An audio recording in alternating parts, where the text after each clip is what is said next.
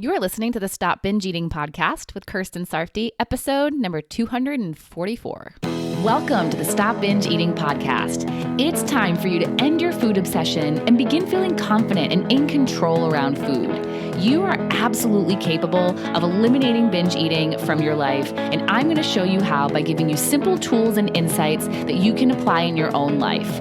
I'm your host, Kirsten Sarfty. Now let's get to it. Hello! There is something really exciting coming up soon. It's another round of the Stop Binge Eating group coaching program. And registration will be opening on April 27th of 2023. And you can get all the info at coachker.com/group. And I got to tell you, I've been running this program since January of 2020. And I've been making updates all along the way. And with each round, it really has been getting better and better. Not just the content, although the content in the course that I offer in the program has gotten better, but also the results that I'm seeing from the people who go through it. And not just that, but I believe that I have grown so much as a coach and as a leader in the group. And as I hope you are, I'm always learning about how I can be better. And it's all coming together to make this program the best it's ever been. I truly believe that. I started the most recent round in January, and the changes I've seen in my group members has been so amazing to watch. And it's happened because they're showing up for themselves, they're committing to the process, and they're not giving up on themselves. We're working on this together. We're both showing up for each other, and it's making a huge difference for them. So if you're ready to work together on this and make some big changes in your eating habits and in yourself, join me in the next round. Again, registration will open on April 27th of 2023, and you can get all the info at coachker.com/group, coachkir.com/group. And that's also where you'll register on the 27th when it opens. And you can get on the wait list to be notified as soon as it does open, so you can register and get access to the Stop Binge Eating course that's inside of the program ASAP, so you can get started right away. And I'll be offering a workbook bonus, as I have been in the last few rounds, for those who register before May 1st at 5 p.m. Eastern. And that bonus means that you will get printed workbooks mailed to your home, making it easier for you to do the work inside the program. So don't wait. The sooner you get yourself signed up, the better. And if you have any questions that aren't answered on that info and registration page, feel free to email info@coachker.com and ask anything. All right. Now on to today's topic, how to stop counting calories. Now, the first thing I have to say is that you don't have to stop counting calories if you don't want to. It is not required. There are people who stop binge eating while still counting all kinds of things, calories, points, macros. This is because it's not whether or not you're counting that matters. What matters more is why you count and what you think about counting. One of my group members told me at the beginning of our program that she finds it helpful for her to count calories so that she knows she's eating enough. One of the most important things you need to do to stop binge eating is to make sure that you're eating enough so you're not creating biological urges, which happens when your brain senses that it's not being fueled adequately and urges you to eat a lot of food to make up for a period of perceived starvation. So her counting calories to help her see she's eating enough was helpful for her. It was also helpful because she didn't have any negative thoughts about doing it. It was no big deal. And she also didn't have a set goal that she needed to hit. It was more of just an observation. So it was working for her. Now she has since stopped doing it, but for a period of time, she found it to be helpful. I've also had people who are counting macros because of their fitness goals. And again, as long as their thoughts were neutral to positive about it, they were fine. But then there's people like myself who used calorie counting as a way to try and control how much we eat. For me, a lot of the time, I'd either be too controlling and not allow myself to eat if I was hungry because I'd already reached my calorie goal for the day, or I'd completely let go of control and overeat or binge if I'd gone over my goal because, that all or nothing mindset where I've already gone over, so I might as well keep going. So it wasn't actually doing what I wanted it to be doing for me. And on top of that, most of the time, I didn't want to do it, even though I was. It was a chore.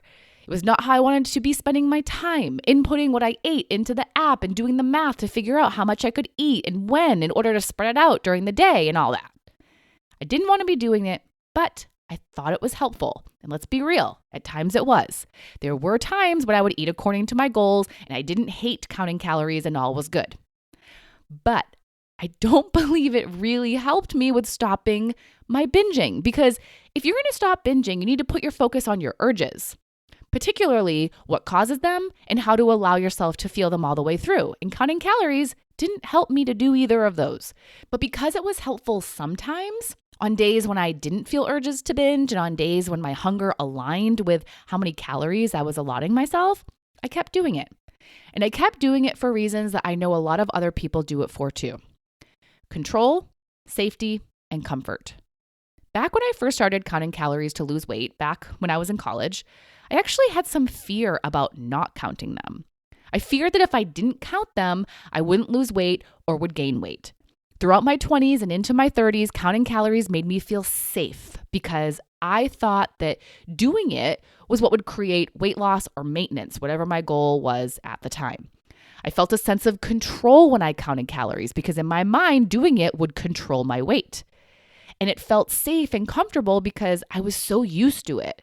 It was familiar. And again, I'd seen it work for me before, back when I lost 40 pounds in college.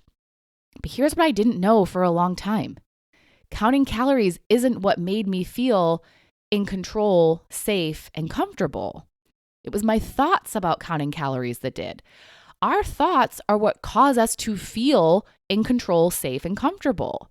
This is why two people can be in the same situation and one can feel that way and the other can feel out of control, unsafe, and uncomfortable. The difference is what's happening in their minds. I don't count calories like I used to, and I feel in control, safe, and comfortable. And it's because of how I think about what I do now, which is listening to my body to determine how much and when I eat. Now, to be clear, that doesn't mean I always 100% of the time eat only when I'm hungry. I eat for enjoyment sometimes when I'm not hungry, but I listen to my body to see how full I feel when I eat those foods. And when I'm eating regular fueling meals, I do my best to wait until I'm hungry to eat. So why do I feel in control, safe, and comfortable eating this way? It's because I believe that my body knows what's best, and that's why I feel safe. I believe that if I eat according to the hunger and fullness feelings in my body, then that's how I'll feel my best. And if I'm being honest, how I'll maintain the body size I have. Having this trust in my body's ability to send me signals that aren't going to sabotage me, but instead will be what's best for me, is what creates safety for me.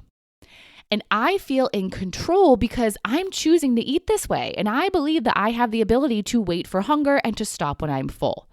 Now, I don't believe I have control over what my body does as far as when it sends signals and when it doesn't, but it's okay if I don't have that control because, again, I believe my body knows best.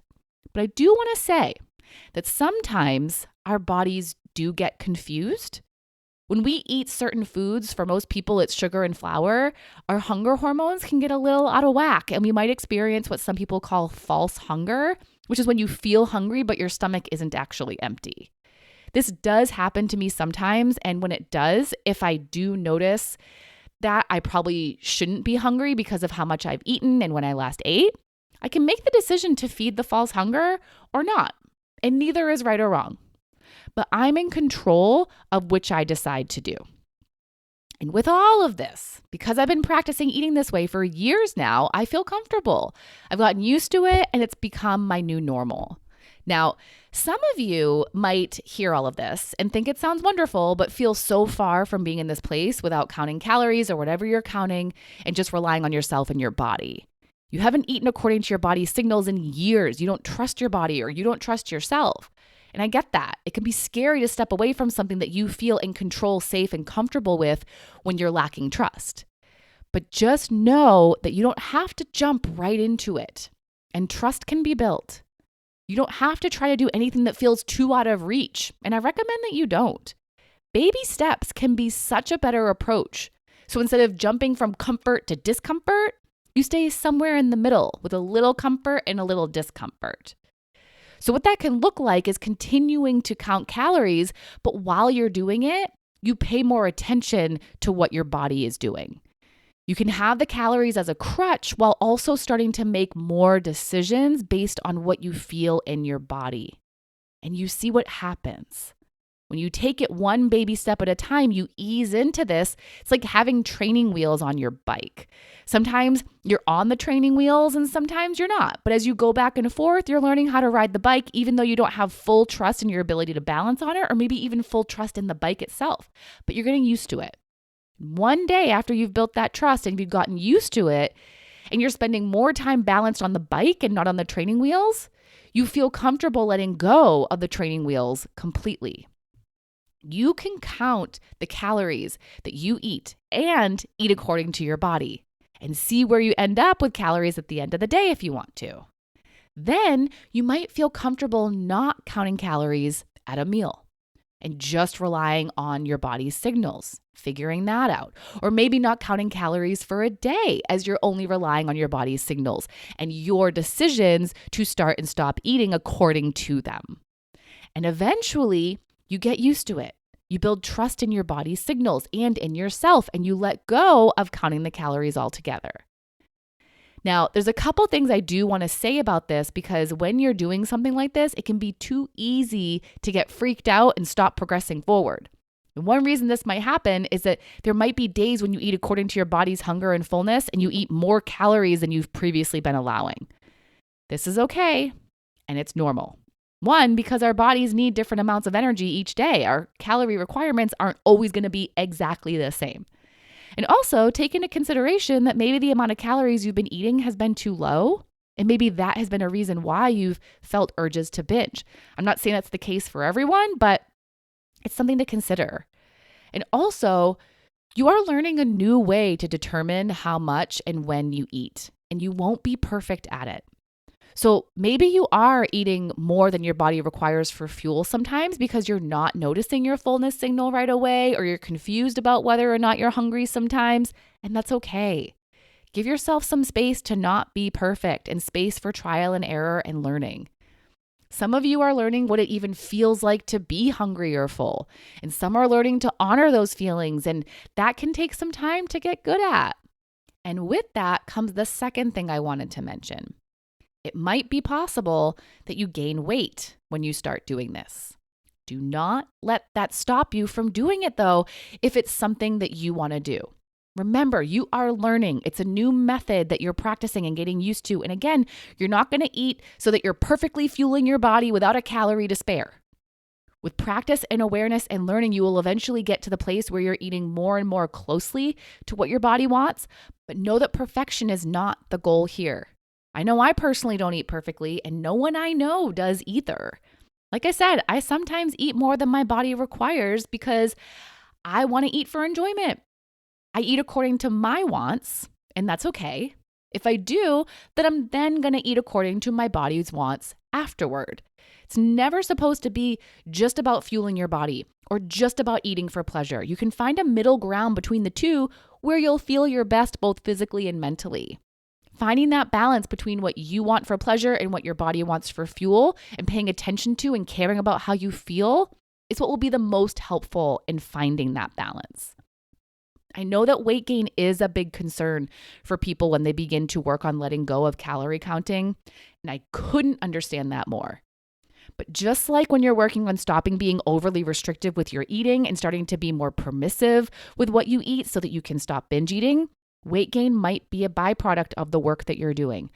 And if it is for you, or if you're worried about it being something that will happen to you, I highly recommend that you check out episode number 59, Fear of Weight Gain, and episode number 177, Your Thoughts About Weight Gain, to help you with this. So if stopping counting calories is something that you want to do because it's not actually helping you or because you just don't like doing it, take baby steps away from it. Start paying more attention to how your body feels and use that as your indicator for starting and stopping eating while still having your crutch of calorie amounts. See how X number of calories feels in your body. See how you feel when you eat certain amounts of food. Just pay a little more attention to how you feel when you're making your eating decisions instead of only considering how many calories you have planned, how many you have left, and how you can divvy up or save up calories for the day. You can learn to rely on yourself and your body instead of relying on numbers. Take small steps that put you in between your comfort and discomfort zones as you learn to do it. All right? That's all for today. And I do want to remind you real quick that if you want my direct help with doing this or with anything that's related to your binge eating or eating habits, registration for the next round of the Stop Binge Eating Group Coaching Program will be opening on April 27th. Go to coachker.com/group to get all the info. I'll see you there. All right. Bye-bye.